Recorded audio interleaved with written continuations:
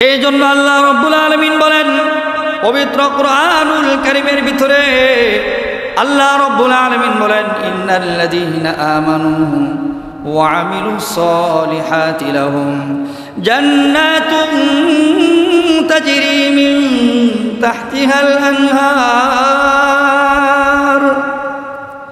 আল্লাহ রাব্বুল আলামিন বলেন যারা ঈমানদার হবে তাদের নেক আমল পাওয়া যাবে, যাদের নেক আমল পাওয়া যাবে তারা ঈমানদার হওয়াটা এটা দুষ্কর ব্যাপার। কারণ ঈমান না আইনাও নেক আমল করা যায়, কিন্তু ঈমানদার হয়ে যারা নেক আমল করবে না হাসরের ময়দানে আল্লাহ তাআলার কাছে এদের দ্বিগুণ শাস্তি হবে। ঈমান আইনা যারা নেক আমল করবে না এদের শাস্তি ডবল হবে। কিন্তু যারা ঈমান না আনার পরে ঈমান না আনলেও যারা আল্লাহ তাআলার কাছে যারা বিভিন্ন খাতে দান সদকা করে এদের হিসাবটা ঈমানদারের চেয়ে আর একটু সহজ হবে। কারণ কি জানেন, ঈমান আনছেন, আনার পরে কিভাবে আপনি গুনার কাজে শরীক হন। ওই কাফের তো সে জানে না গুনাহ আর ভালো কোনটা, গুনাহ কোনটা, সওয়াব কোনটা, হারাম কোনটা হালাল, এটা কাফের জানা নাই। কিন্তু ঈমান যে আনলো আনার পরে সে তাকে জানিয়ে দিয়েছেন, রাসূল জানিয়ে দিয়েছেন, এই কালাম জানিয়ে দিয়েছেন, আল্লাহ তাআলার কোরআন আমাকে জানিয়ে দিয়েছে বান্দা এটা তোর জন্য গুনাহ, এটা তোর জন্য সওয়াব, এটা তোর জন্য বৈধ, এটা তোর জন্য হারাম। এটা কিভাবে জানলাম? আমি ঈমানদার, আমার বাপ ঈমানদার, আমার বাপ মুসলিম, আমি মুসলমান, আমার বাপ মুমিন, আমি মুমিন। এটা আমার বাবা আমাকে জানিয়েছেন, আমার বাবাকে আমার বাবার উস্তাদে জানিয়েছেন। এইরকম ভাবে আল্লাহ তাআলার কোরআন পর্যন্ত গিয়ে পৌঁছেছে। এইরকম গিয়ে আল্লাহ তাআলার হাবিয়ারা হাবিব রাসূল আকরাম সাল্লাল্লাহু আলাইহি ওয়াসাল্লামের হাদিস পর্যন্ত গিয়ে পৌঁছেছে। আমরা কোনো না কোনো উপায়ভাবে কোরআন থেকে অথবা হাদিস থেকে জানতে পেরেছি কোনটা গুনাহ, কোনটা সওয়াব, কোনটা হালাল, কোনটা হারাম। এটা আল্লাহ তাআলার কোরআন এবং হাদিসে নববী আমাদেরকে জানিয়ে দিয়েছেন। আমাদের জানানোর গাইডলাইন আছে, সেটা কি? দুইটা গাইডলাইন। এক নম্বর হলো কালামুল্লাহ শরীফ, এক নম্বর গাইডলাইন হলো জানার মাধ্যম হলো এক নম্বর আল কুরআনুল কারীম, দুই নম্বর হলো হাদিসুন নববী, আল্লাহ রাসূল সাল্লাল্লাহু আলাইহি ওয়াসাল্লামের আহাদিসে মুবারাকা। এই দুইটা গাইডলাইন ধরে আমরা জেনেছি। কিন্তু কাফের যে বেধর্মী তার তো কোনো গাইডলাইনই নাই, তাকে তো কেউ কোনো কিছু জানাই নাই, সুতরাং তার সব কিছুই বরাবর, তার গুনাহ হওয়াটাই স্বাভাবিক। কিন্তু আপনার আমার গুনাহ হওয়া এটা স্বাভাবিক বইলে যদি ছেড়ে দেন হাসরের ময়দানে এই জন্য আল্লাহ তাআলার কাছে দ্বিগুণ শাস্তির সম্মুখীন হবেন। কারণ আমি জেনেছি, আমাকে জানিয়েছেন, অথবা কেউ আমাকে জানিয়েছে, স্বয়ং কোরআন থেকে জেনেছি, অথবা কেউ আমাকে জানিয়েছেন। এই জানার পরে যদি গুনার কাজ করি, যে না যাই না গুনাহ করে তার জন্য হিসাব সহজ, কিন্তু যে যাই না গুনাহ করে তার হিসাব কি কঠিন না সহজ? কঠিন। এই জন্য ঈমানদারের শাস্তি হবে খুব কঠিন। এই জন্য ঈমান আনার পরে আল্লাহ রাব্বুল আলামিন বলেন নেক আমল করতে হবে। এই নেক আমলের অনেক তর্জ হতে পারে, অনেক সূরত হতে পারে। আপনি শুধু নামাজ পড়বেন, সিজদা দিবেন, রমজানের রোজা রাখবেন, আর বিভিন্ন ধরনের দান সদকা করবেন, এটা করলেই আপনার নেক আমল হবে না। আপনার পুরো বডিটা সুন্নতের ভিতরে থাকতে হবে। আপনার বডিটা সুন্নতের ভিতরে নাই আর শুধু দান সদকা করতেছেন, না না না, এই দান সদকা ততক্ষণ পর্যন্ত আল্লাহ তাআলার দরবারে পরিপূর্ণভাবে কবুল হবে না যতক্ষণ পর্যন্ত আপনার দিল ঠিক না হবে, যতক্ষণ পর্যন্ত আপনার কল্প ঠিক না হবে, যতক্ষণ পর্যন্ত আপনার বাহ্যিক এবং অভ্যন্তরীণ সব কিছুই আল্লাহ তাআলার দান সদকার প্রতি দিলটা উজাড় না হবে, ততক্ষণ পর্যন্ত এই দান সদকা আল্লাহ তাআলার দরবারে কবুল হবে না। দেখবেন অনেক মানুষের দান সদকা করে দিলে একবার সাই দেয় কিন্তু চেহারা কুঞ্চিত, এমন লোক আছে না? নাই? আছে না? অনেক মানুষের দেখবেন দোকানে গেলে দান করে আলহামদুলিল্লাহ, অনেক মানুষ আছে আবার ব্যবসা খোলার পরে, দোকানটা খোলার পরে ফকির মিসকিনদের জন্য কিছু টাকা পয়সা রাইখা দেয়, এক সাইডে রাইখা দেয়, আসলে ভিখারিরা আসলে তাদেরকে দিবে 2 টাকা 5 টাকা করে দিবে, আলহামদুলিল্লাহ। কারণ তার এই অর্থের ভিতরে গরিব দুঃখীর একটা হক আছে না? নাই? তার হক একটা আছে, এই জন্য কিছু টাকা রেখে দেয়। আর কিছু মানুষ এমন আছে দেখবেন, আরে অনেক টাকার মালিক, দোকান কয়টা সে নিজেও জানে না, মার্কেট কয়টা এটা সে নিজেও জানে না। কিন্তু ফকির মিসকিন যারা প্রকৃত অর্থের অসহায় মানুষ, অসচ্ছল মানুষ যারা, এই সমস্ত মানুষ হাত বাড়াইলে টাকা তো দেই না, বরঞ্চ আরো ব্রু কঞ্চিত করে। সারা দিনের মনটা তার চেহারা দেখে একটা ভিখারি, একটা দুঃখিনী, একটা মানুষের সাইল যে মানুষের কাছে হাত পাতে, এমন একটা মানুষ সারাদিন ভর সকাল থেকে নিয়ে দুপুর পর্যন্ত সে কালেকশন করতেছে, মানুষ 1-2 টাকা দিচ্ছে। কেউ হয়তো বা ব্যস্ত এই কথাটা বলছে যে আজকে নেই, অন্যদিন দিব, আলহামদুলিল্লাহ, তার মনটা কষ্ট হয় নাই, তার মনে কষ্ট আসে নাই। কিন্তু আপনি আমার কাছে আসছে, আসার পর টাকা তো দিলামই না, বরঞ্চ চেহারাটা এমন করলাম, সারা দিনের তার মনের যে একটা আবেগ আর একটা প্রফুল্লতা ছিল, আপনার চেহারা দেখে 1 সপ্তাহ পর্যন্ত তার মনটা নষ্ট হয়ে গেছে। এই যে একটা জিনিস, আপনার এমন দান সৎকা দিয়েও এরপরে দেখলেন যে আহারে, পিছন দিয়ে তাকিয়ে দেখলেন যে আরেক মানুষ তো দেখতেছে, ইমাম সাহেব দেখতেছে, তার 5 টাকা দেয়া দিই, এটা আপনার লোক দেখানো, লৌকিকতা মুক্ত ইবাদত নয়। আপনি টাকা দিয়ে দিলেন 5 টাকা বের করে, কিন্তু দিলে কিন্তু আপনার সাই দিছে না, এমন দান সৎকাও আল্লাহ তাআলার দরবারে কবুল হবে না, এটাও নেক আমলের ভিতরে শামিল হতে পারে না। ভাইয়েরা আমার, এই জন্য বলেছি ঈমান এবং আমল এই দুইটা ওতপ্রোতভাবে জড়িত, একটা অপরটার সাথে জড়িত, একটা অপরটার সাথে খুব গভীর সম্পর্ক। যদি একটা আমল করেন, একটার উপর আমল করেন, আর একটাকে ছেড়ে দেন, তাহলে হাসরের ময়দানে আল্লাহ তাআলার কাছে ছাড় পাবেন না। হাসরের ময়দানে আল্লাহ তাআলার কাছে কোনো ধরনের ছাড় পাওয়া যাবে না। এই জন্য এই দুটার পিছনে মেহনত করার প্রয়োজন। আরে অনেক মানুষ নাম রাখছে ঈমান আলী, আছে না নাই? ঈমান আলী, কিন্তু গিয়ে দেখেন ঈমান নামের কোনো লেশ মাত্র তার ভিতরে নাই। নাম রাখছে ফজর আলী, বাবা খুব আশা করে রাখছে, এই আগিলা দিনের নাম, ব্রিটিশ আমলের নাম রাখছে ফজর আলী, আছে না নাই? অনেক নাম আছে ফজর আলী। কেন? যে রে ফজর একটা আল্লাহ তাআলার একটা বিধান, নাম আছে ফজরের নামাজ, নাম রাখছে ফজর আলী, কিন্তু বেচারা ঘুম থেকে উঠে 11টার সময়।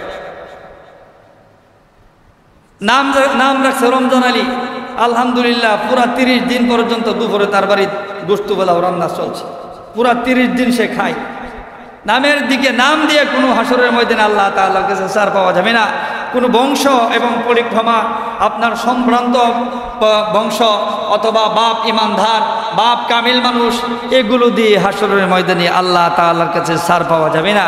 প্রত্যেকের আমল প্রত্যেকের সাথেই যাবে। ওয়ালা তাজিরু ওয়াজিরাতুন বিজরা উখরা, আপনার আমল আপনার সাথেই যাবে, আপনার নেক আমল আপনার নেক পাল্লাই উঠবে, আপনার খারাপ আমল আপনার নিজের খারাপ পাল্লাই উঠবে। এই জন্য একটা কথা মনে রাখবেন, আপনি গুনাহগার, আপনি যদি গুনাহ করেন সেই গুনাহ আপনার বাবার পাল্লায় যাবে না। আপনার বাবা যদি গুনাহ করে সন্তানের পাল্লায় আসবে না। আপনার মা যদি গুনাহ করে সন্তানের পাল্লায় আসবে না। মা যদি গুনাহ করে বাবার পাল্লায় যাবে না। বাবা যদি গুনাহ করে মার পাল্লায় যাবে না। আল্লাহ রাব্বুল আলামিন কোরআনে সুন্দরভাবে সবিস্তার আলোচনা করেছেন, ওয়ালা তাজিরু ওয়াজিরাতুন বিজরা উখরা। বান্দা খুব হুঁশিয়ার, যেটা করবা তুমি এটা তোমার নিজের উপরেই বর্তাবে। এবার হিসাব তুমি মিলাও, ভালো করবা না খারাপ করবা। ভালো করলে এই ভালো আমলটা তোমার এক পাশে তোমার ওজন, তোমার ওয়াইট রাখা হবে, আর এক পাশে তোমার আমলের ওয়াইট রাখা হবে। যদি খারাপ করো তাহলে এক পাশে তোমাকে রাখা হবে, আরেক পাশে সেই মিজানের পাল্লায় তোমার বদিটা, তোমার গুনাহটাকে রাখা হবে। এবার তুমি হিসাব মিলাও। এই জন্য ভাইয়েরা আমার, আল্লাহ রাব্বুল আলামিন পবিত্র কোরআনুল কারীমের ভিতরে বলেন, আহাসিবান নাসু আন ইউতরাকু আন ইয়াকুলু আমান্না ওয়া হুম লা ইফতানুন। অনেক মানুষ এমন আছে যারা হিসাব মিলায়, যারা ধারণা করে, যারা প্রবল ধারণা করে বসে আছে। আন ইয়াকুলু আমান্না, যারা নিজেদেরকে ঈমানদার বলে সাক্ষী দেয়, যারা নিজেদেরকে ঈমানদার বলে দাবি করে।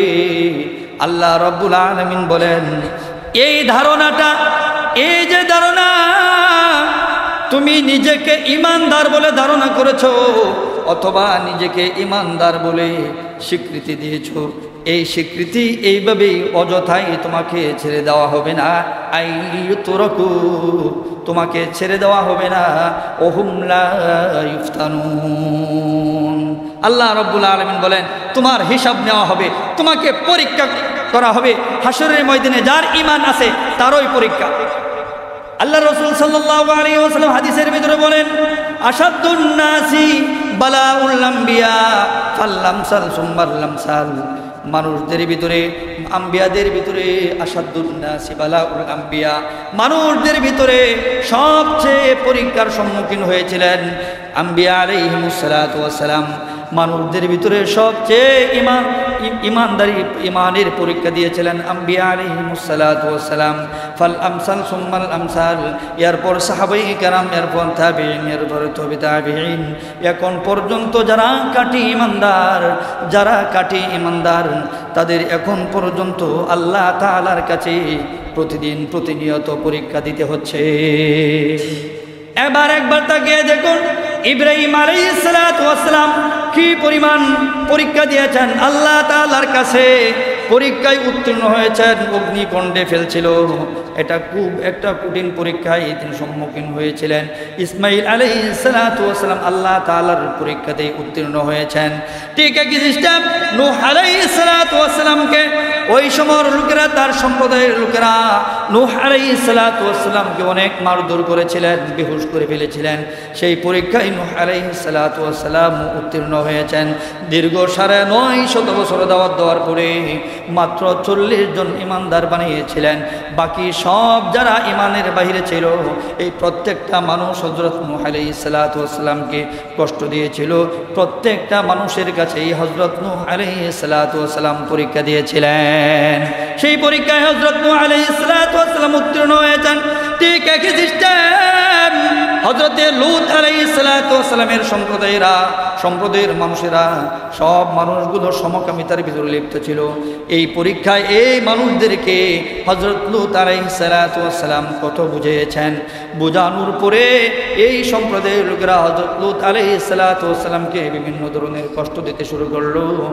এই পরীক্ষা তো হযরত লূত আলাইহিস সালাতু ওয়াস সালাম আল্লাহ তাআলার আদালতে উত্তীর্ণ হয়েছেন। হযরত জাকারিয়া আলাইহিস সালাতু ওয়াস সালাম, হযরত জাকারিয়া আলাইহিস সালাতু ওয়াস সালামের মাথাকে করাত দিয়ে দ্বিখণ্ডিত করে দেওয়া হয়েছে। হযরত ইয়াহইয়া আলাইহিস সালাতু ওয়াস সালামকে খুব কঠিন শাস্তি দেওয়া হয়েছে।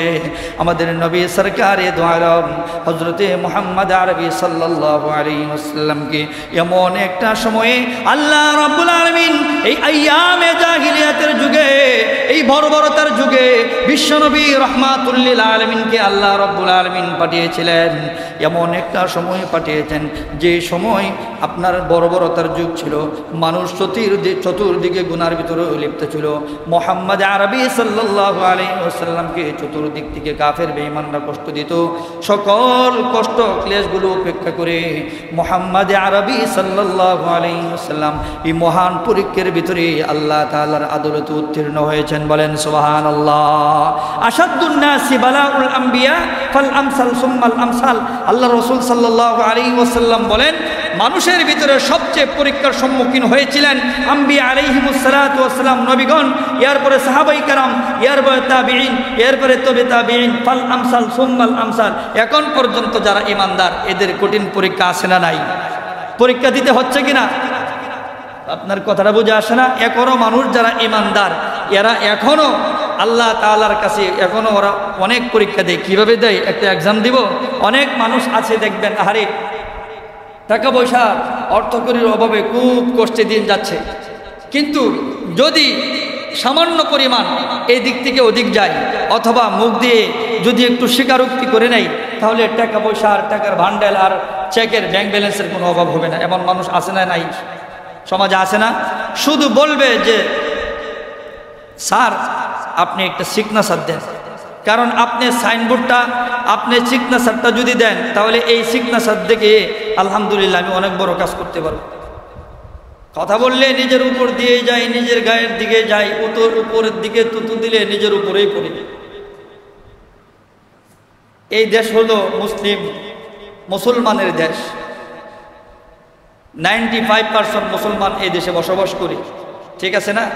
প্রত্যেকের ঘরে ঘর আয়ু হিসেবে প্রত্যেকের ঘরে কোরআনের হাফেজ আছে, আলেম আছে। এখন এদেরকে একটা কাজে লাগাইতে হবে। সরকারে যেই সরকারি দেশে আসে, আসার পরে এদেরকে একটা কাজে লাগায় দেয়, দেখে উলামায়ে কেরামের ভিতরে আপনার গ্রুপ লিডার কে আছে, এই গ্রুপ লিডারকে বিভিন্ন ধরনের সুযোগ সুবিধা দেয়, সে হয়ে যায় নিস্তব্ধ। আলহামদুলিল্লাহ, পুরো জাতি নিস্তব্ধ। কথাটা মনে হয় বুঝাইতে পারি নাই, বুঝছেন কিনা কথাটা আপনারা? একজন গ্রুপ লিডার নিস্তব্ধ হয়ে যাওয়ার কারণে পুরো আলেম জাতি নিস্তব্ধ। এখন আলহামদুলিল্লাহ, যা মনে হলো তা কোরআনের বিধান পাল্টাও, আর না কোরআনের বিধান পাল্টাইতেও পারবেন, আপনার মন গড়া দেশ চালাইতে পারবেন, মন গড়া যা চায় তাই করতে পারবেন, সমস্যা নেই। আলহামদুলিল্লাহ, কোনো সমস্যা নেই। কারণ আপনার যে লিডার, আপনার যে নেতা, সে আমার হাতে, এখন আর সমস্যা নেই। আচ্ছা, আবার বলুন তো দেখি, এই যে তাকে সে যে নিস্তব্ধ হলো, এটা কি শুধু এমনি নিস্তব্ধ হয়েছে, না কোনো কিছু একটা বেনিফিটের মাধ্যমে? সে এটার পিছনে বড় ধরনের একটা অঙ্ক আছে না নাই? কথা বলেন, আছে না?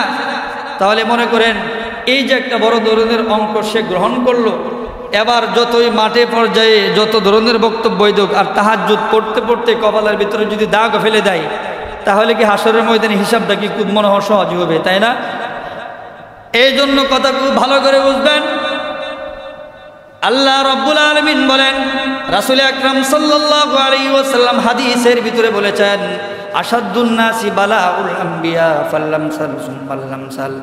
ইমানদার নবী আকরাম সাল্লাল্লাহু আলাইহি ওয়াসাল্লাম এরা কঠিন পরীক্ষা দিয়েছেন, সাহাবায়ে কেরাম কঠিন পরীক্ষা দিয়েছেন, তাবিঈন, তবে তাবিঈন, উলামায়ে কেরাম পর্যন্ত এখন ইমানদার যারা আছেন এরা কঠিন পরীক্ষা দিচ্ছেন। কিন্তু যত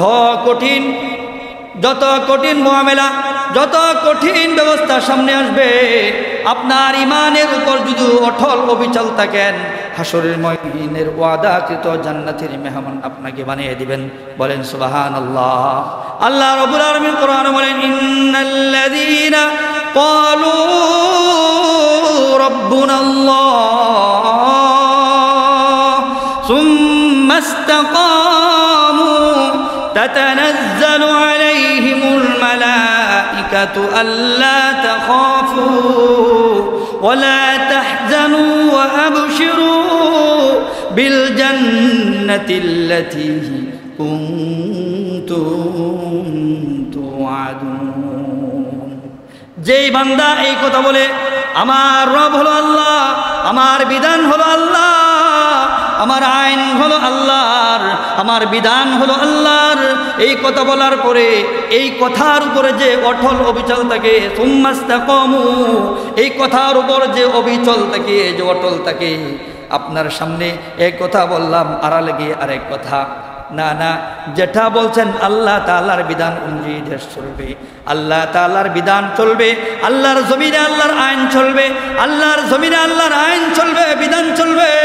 এই কথার উপরে যে সাক্ষ্য দিবে, এই কথার উপর যে অবিচল থাকবে, এদেরকে আল্লাহ রাব্বুল আলামিন বলেন, তাতানাজ্জালু আলাইহিমুল মালাইকা। এই সমস্ত মানুষ যারা দুনিয়া থেকে যখন বিদায় হয়ে যাবে, আল্লাহ রাব্বুল আলামিনের ফেরেশতাগুলো আসমান থেকে এদের জানাজার ভিতরে হাজির হয়ে যাবে। বলেন সুবহানাল্লাহ। ওয়া আবশিরু বিল জান্নাহ, শুধু তাই নয়, ওয়া আবশিরু বিল জান্নাহ, আর জান্নাতের সুসংবাদ গ্রহণ করো, আল্লাতী কুনতুম তুআদুন, যেই জান্নাতের ওয়াদা আল্লাহ রাব্বুল আলামিন আপনাকে আমাকে দুনিয়াতে দিয়েছেন, সেই জান্নাতের সুসংবাদ গ্রহণ করো। এই জন্য ভাইরা আমার, ঈমান যার মজবুত হবে, যত মজবুত হবে ঈমান, আল্লাহ তাআলার কাছে সেই ব্যক্তির দাম তত বেড়ে যাবে। হাসরের ময়দানে যার ঈমান যত মজবুত হবে, তার হিসাবও তত সহজ হবে। এক সাহাবী আল্লাহর রাসূল সাল্লাল্লাহু